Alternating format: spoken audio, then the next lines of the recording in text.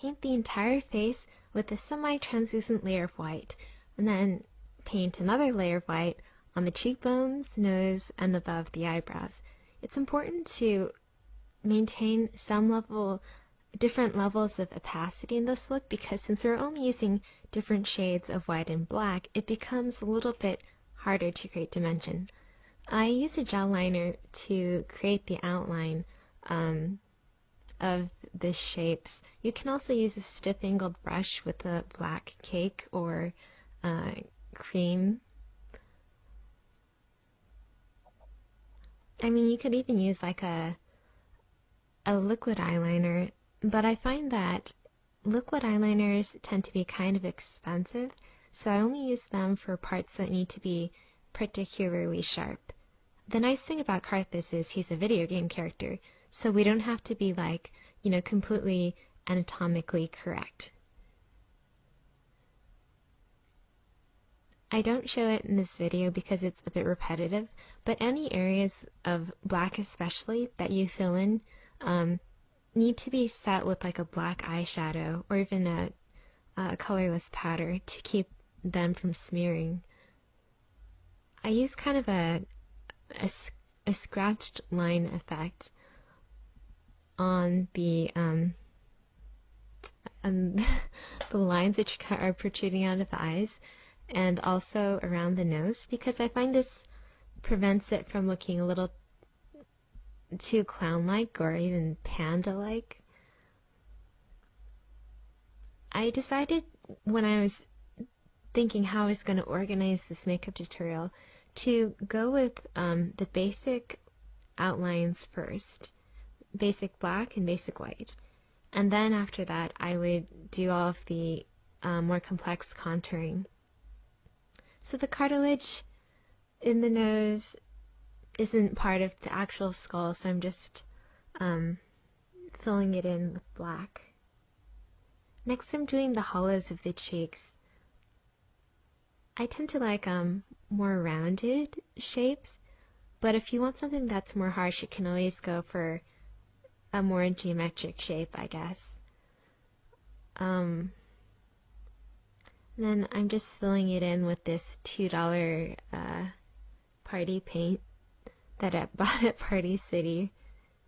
It does a pretty decent job. You can always go with a Krylon or Graftobian or Ben Nye if you need something to look really professional, but for just, an everyday costume, I think you can get by with the cheap grease or cake paint.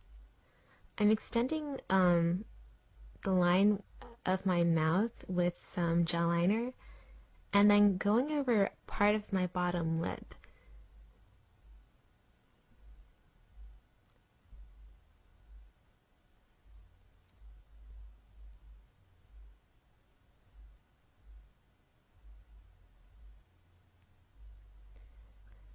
If you want, you can make the lines into more of a smile, but I decided to just keep it really straight. Next, I'm using a liquid liner to draw in where the teeth would be.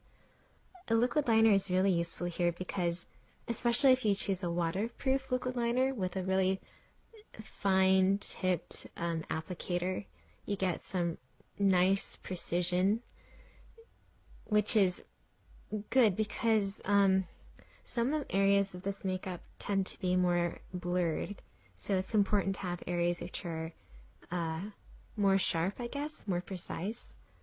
Next I'm drawing in the gum lines. It doesn't have to be perfect. The lines don't have to be all equally, the same distance from each other and perfectly parallel. Okay, so I'm starting to do some of the contouring with gray and filling in the gums with gray while still trying to maintain a bit of the liquid liner peeking out.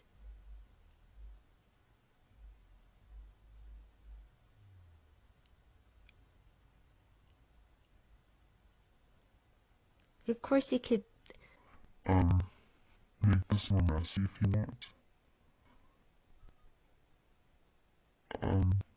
You could even like not fill in all of the teeth, have the same teeth. Okay, I'm painting the forehead with gray and using gray below the black socketed area.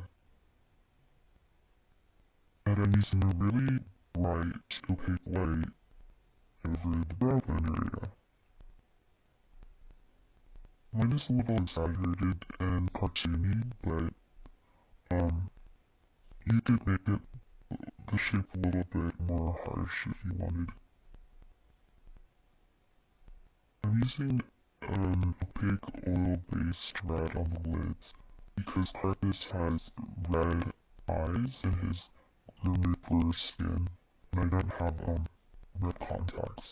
If you do use a red eyeshadow, I recommend being very careful to set it so it doesn't smear or disappear in the black. I'm painting the ears black so that they're not as noticeable, as well as the neck. And there you go, guys.